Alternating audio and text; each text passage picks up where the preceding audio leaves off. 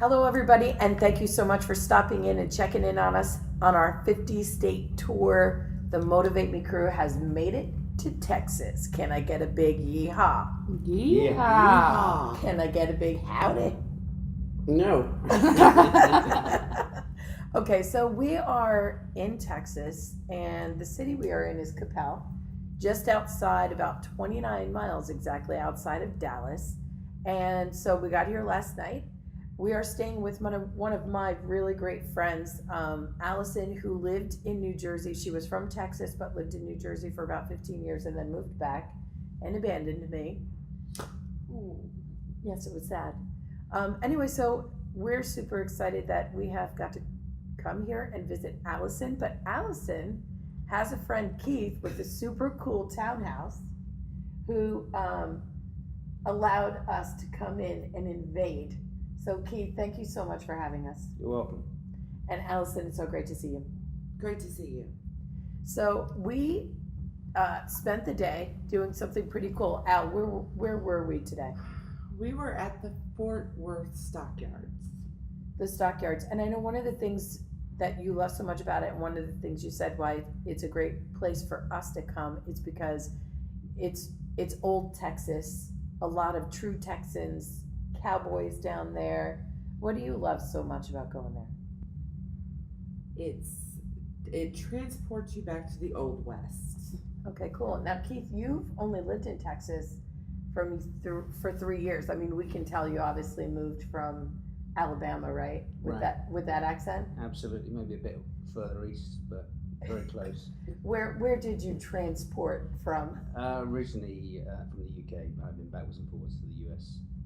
But yeah, I've now landed in Texas. Been about 3.5 years. 3.5 years. And you really like going there too, to Stockyards, right? I do. I think the first time I went there, I was exploring the surrounding areas. I didn't know much about Texas, and certainly didn't know much about Dallas or Fort Worth. So I just went on a bit of an expedition to a lot of different locations. And one of the things I found about Fort Worth was when I went to the visitor center, they specifically showed a great video which transported, from what Alison was saying, back to, in fact, 1864, when the really development of the cattle drive to Chicago, where there was this craving really for beef. So that was really interesting for me. So only what is 150 years ago, really the birth of the cowboy, and to see what is there now, still many of those buildings, and still see some of that culture of that old time cowboy come through. I mean, as they lived their lives, they both portrayed strength and I think a lot of softness associated with the way they treated females, lots of respect, and at the same time very disciplined, and were very strong about their moral values. So they weren't afraid to call the gun to hang people in their own sort of justice environment. And to be honest, I don't see a lot of difference here today, where you see that culture really still be there, where people want to believe in the law and respect that, and really want to maintain that, and that real strength that you feel within Texas, more specifically I think in the Dallas-Fort Worth area, that specific cowboy country.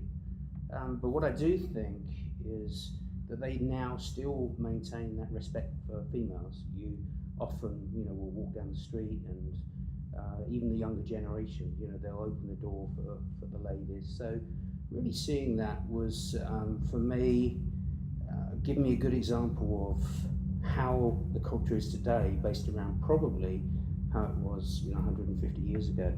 So that's why I like to take people there. It really shows that last frontier of cowboy, how cowboys in the West was developed, and give people a real understanding of the region, which I didn't have before I came here.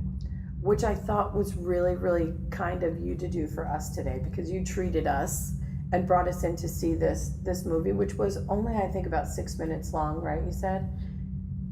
Yeah, I mean it's very short, and I think they do it extremely well, portraying where they are today compared to what it was 150 years ago, and that transformation from the cowboy driving the cattle north, and actually then the introduction of the railroad that was then built, and the transformation of Fort Worth from being not just a place to collect, trade, and drive livestock across the prairies, across the plains, but really to make it a meat processing plant. So they no longer drove the cattle, they actually processed that with two large manufacturing processing plants. One I think was Armour and the other Swift.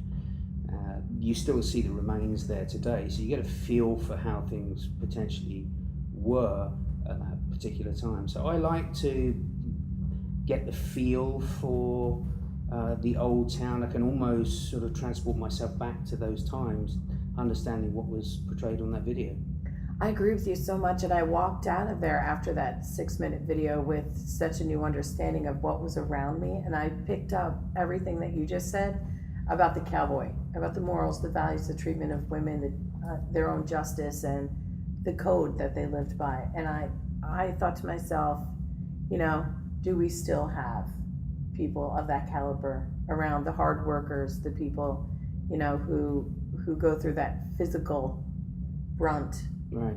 of everything and still hold true to such values. I thought that was really special too. I actually took every single thing that you just said away from that experience as well. So I just want to thank you so much, because it changed my perspective on Texas. Right.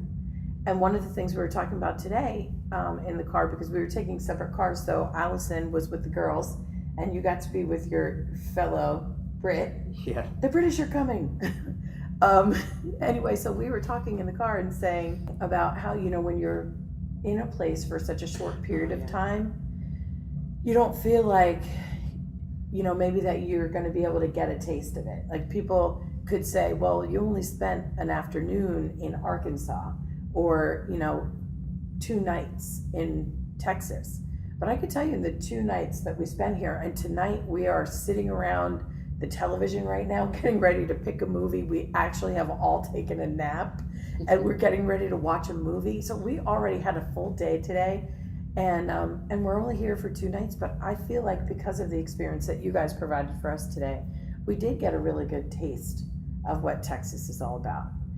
Something else, and just so listeners know, Chelsea and Cassie are here chilling around the table with us too, and the coffee table, that is, we're all scattered around the floor. And something she asked today during lunch I thought was pretty interesting, and said, let's hold this conversation for when we get home and can air it for everybody, because I'm sure a lot of questions are coming up about this. And Chelsea, what did you want to speak about this afternoon? I didn't know what was going on in the UK right now with, and knowing that Keith is from the UK. Yeah, so I'd ask them what was going on, because quite frankly, I don't watch a lot of news, and even less so on the road. So we haven't seen a lot of TV, and so I really have no clue what's going on. And we hear UK pulling away from the EU. So can you, Keith, do me a favor, school my listeners a little bit for those who are not familiar. What is the EU, first of all? So the EU stands for European Union. It was formed on the back of the Rome Treaty in the 1950s, and it evolved into what we know today, around about 21 foreign states across Europe, forming a union, a joint body for communication and trade. And the idea was to make everything flow more freely, both in terms of goods and trade, taxation, but also people. And we were, as the UK, one of the founder members of that, and we formed the EU back in 1975. So I was young enough to actually remember the times that we went in, and also the controversy that was associated with that, big debates as to whether we as a country should enter the common market, the common trade.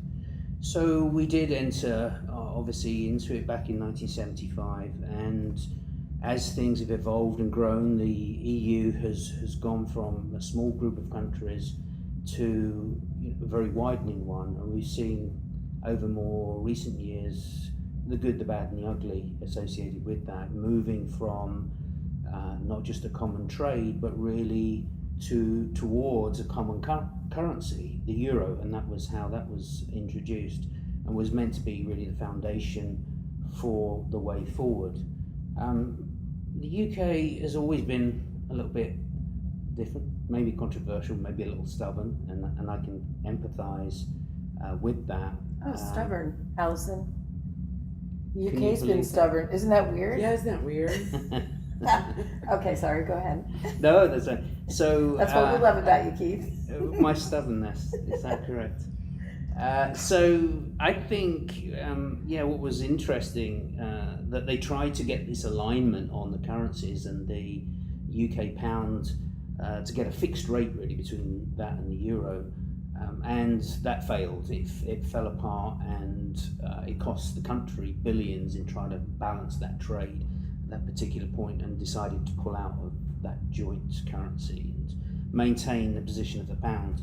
And then, as we've seen, the EU continue to evolve over the last few years. The introduction of new, some of the traditional Eastern European countries come in, which was meant really to help that flow of goods and stabilise some of the countries associated with that. But the impact actually had on some of the more, what I would classify, service countries, those that are reliant on supporting each other and tourism.